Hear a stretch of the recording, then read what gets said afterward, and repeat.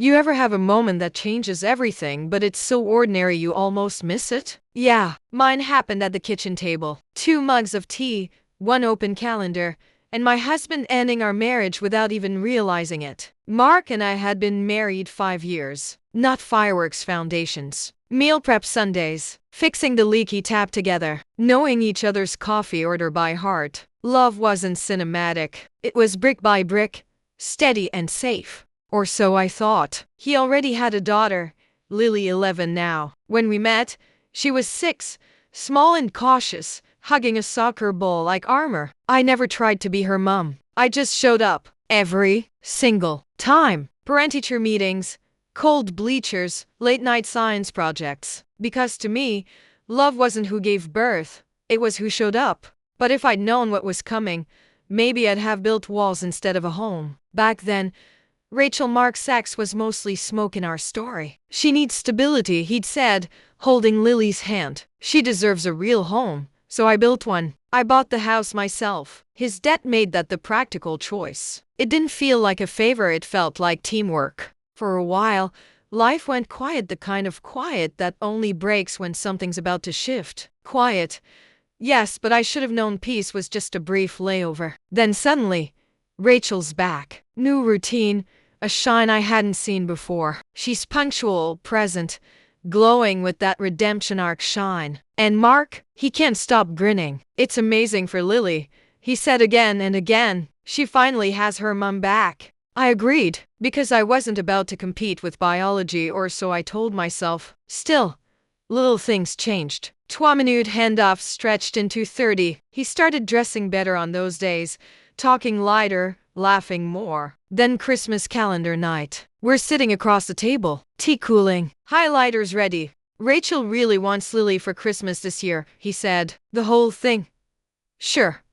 I smiled. She usually gets part of it anyway. Pause. The dangerous kind. I think I should be there too. It's good for Lily to have both her parents together. You could go see your folks. The fluorescent light buzzed. My tea went cold in my hands. So, you'll spend the holidays at her place while I go alone? He shrugged. It's for Lily to be with her real family. Real. That single word split the air like glass cracking. I didn't cry, didn't shout, just sat there, feeling everything inside me rearrange itself into silence. Because once you've heard real used to erase you, there's no one hearing it. What I did next wasn't rage. It was that eerie kind of calm clarity that comes right before everything burns. Now, that's where the real story starts. After he said real family, I didn't scream, didn't pack a bag, just nodded. Okay.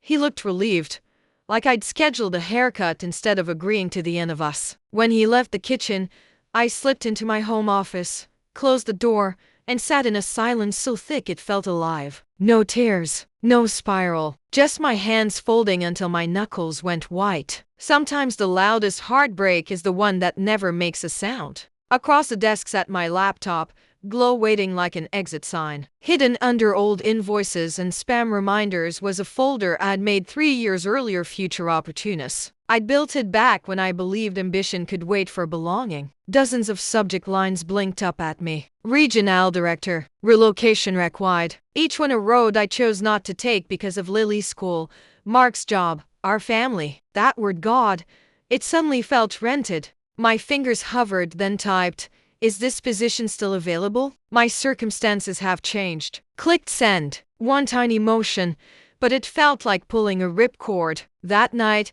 the house felt different, like it already knew I was leaving. Dishes still in the sink, half-folded laundry in a basket. All those ordinary props of a life quietly ending itself. By morning, the reply flashed across my inbox, absolutely. Can we schedule a call tomorrow? Maybe clarity really is adrenaline wearing better clothes. When the meeting came, Mark was at work. I logged in, smiled professionally while my marriage smoldered off camera. Salary negotiation. Relocation package. 30% Tracy. Start date. Mid-January, 6 weeks. Yes, I said, before doubt could clear its throat. Evening again, the same couch, the same life, already too small. Mark knelt on the carpet wrapping Lily's presents, humming. Hey, he said lightly. You good? I accepted the transfer. The tape dispenser slid from his hand. What? The regional director role I kept declining. His color drained. When did you decide that? When you told me I wasn't real family. I never said you did. You said, Lily deserves time with her real family. Your words.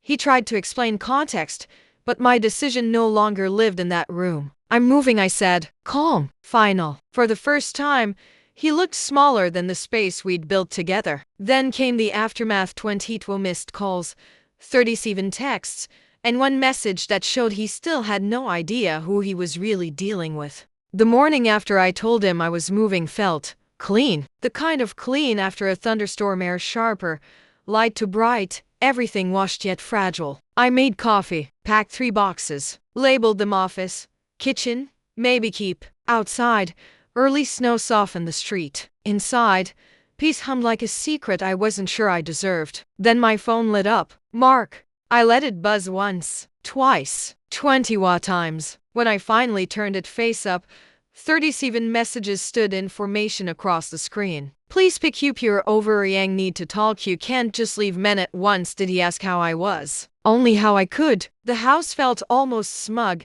boxes lined like witnesses. Silence unnerves people who believe they own your noise. 2 hours later, you listed the house? Of course, he'd set market alerts control packaged as curiosity. I replied, yes, my house. I'm selling it. The phone rang instantly. You can't do that. He snapped. I can. And I am. You're kicking me out. I'm relocating. This is my home. Whose name's on the deed? I asked. The silence stretched so long the fridge hum turned into static. Then softer: I can't afford a place alone. There it was. Not love logistics. You should have thought of that before you told me I wasn't real family. I didn't mean it. Maybe not, I said. But you said it because you could. He cried deep, gutter more sobs. Once, that sound would have undone me. Now it just sounded like someone realizing consequence isn't cruelty. I set the phone down like it might bite, but it was already vibrating again. He cycled through the stages with textbook precision. Anger: you're destroying our family. Guilt: how can you do this totally? Bargain: what if we do long distance? Fear: I can't do this alone. I answered none of them. Sometimes the bravest act is refusing to explain yourself. By nightfall the hum returned, deeper, steadier. Not absence, but ownership. For dinner I reheated leftovers, scrolled listings in my new city, and found one with sunlight spilling through wide windows. The description ended. Available immediately. Same words he'd never say to me. The house exhaled around me, empty in its victory. But peace never holds the final shift. 4 days later, my phone rang again from a number I didn't recognize, carrying a voice I'd only ever known through secondhand stories. 4 days after Thestormclan, my phone buzzed again, unknown number. Curiosity 1. Hello. Hi. A woman said crisply, voice like ice cracking. This is Rachel. We need to talk. Saw the host had dialed in. I walked to the window while she spoke. Snow still covered the front steps, all footpaths from before erased. You're upsetting Mark, she said. He's not sleeping, barely eating. It's affecting Lily. My chest flickered at the name. Your daughter, yes. My daughter. The one I've raised for 5 years. Will you were mostly gone. My voice stayed calm, the way truth always does when you've rehearsed it in silence. She hesitated. I'm here now. Congratulations, I said. You inherit all the mess too. You don't have to do this, she pressed. You're buying Jekstrom. I'm moving for work, I said. That is it. You're abandoning them. No, I replied. I just stopped pretending. Hithim, dead or crackled between us. On her end, I could imagine counters gleaming, Mark pacing, Lily laughing faint behind a wall. I don't want drama, Rachel finally said. But he's confused, and you're not here. That sounds like a problem. A sharp inhale. What am I supposed to do with him? I almost laughed. You wanted time with your real family, I said. Now you've got it. Congratulations on your promotion.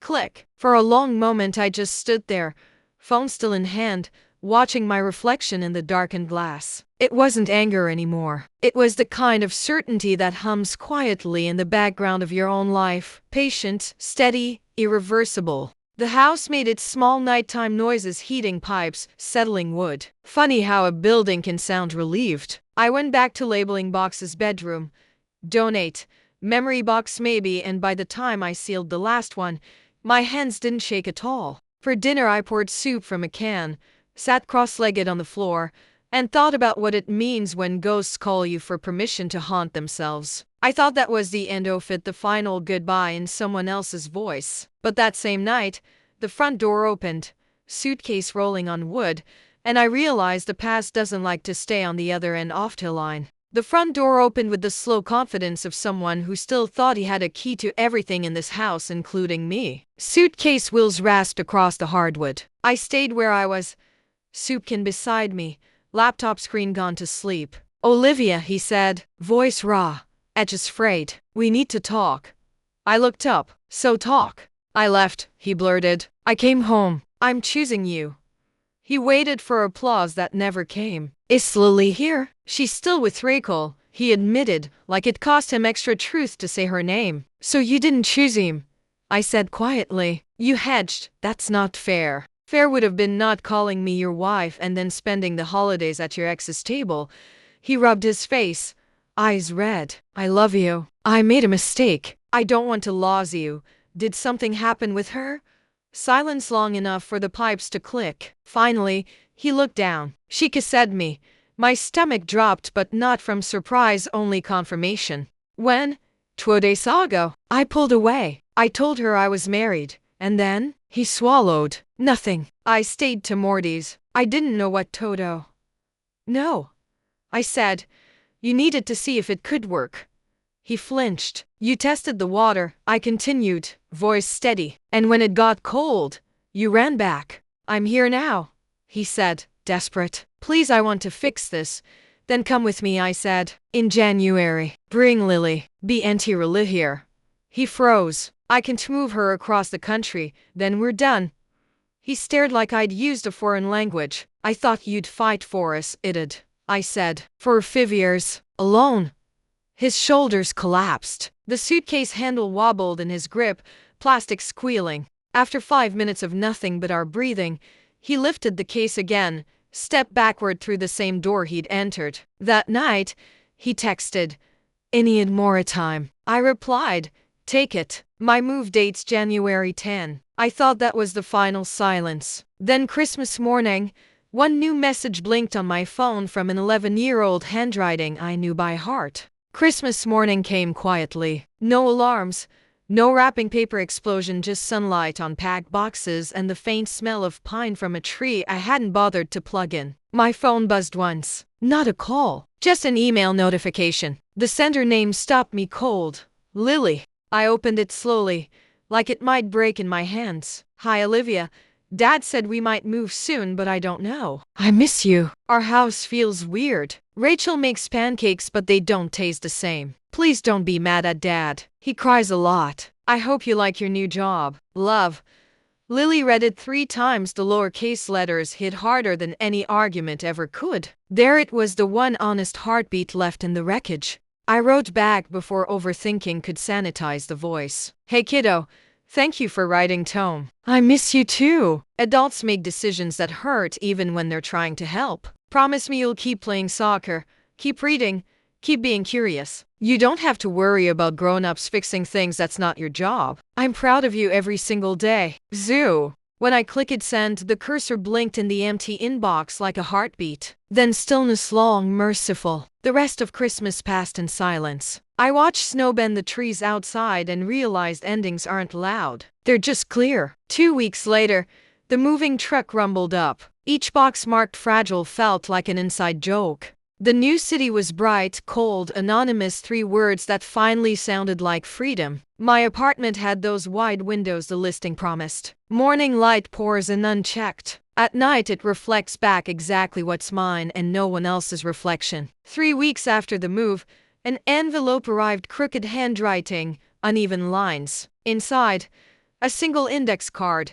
"I scored my first goal. We won 32. I think you'd have yelled so loud. I miss that." I pressed it flat against the fridge. The magnet clicked, the smallest sound, but enough. Outside, Traffic moved ordinary and indifferent. Maybe that's what healing really is, not erasing the noise, just letting quiet stay without needing to fill it. Because sometimes the last word in a story isn't spoken by the ones who broke it. It's written in marker by an 11-year-old who still believes love shows up. There isn't really a moment when the story ends. One day you just stop checking who's texting first. The coffee tastes normal again. Silence becomes background instead of verdict. Belonging turned out not to be a place or another person, it was eye contact with myself in a new mirror. Some mornings, I still look at that magnet on the fridge and think of an 11-year-old girl who believed love shows up. She was right. It just stops knocking quite so hard once it knows it's welcome. You've just listened to a story about quiet revenge, the kind without shouting, without spectacle, just a steady choice to choose yourself. If you've ever rebuilt from silence, or learned that peace can be louder than payback, this space is for you. Tap subscribe to join the Revengidiary community, where we turn heartbreak into narrative power and every ending learns how to breathe again. Share this episode with anyone who might need a reminder. Sometimes the calmest voice in the room is the one rewriting the story.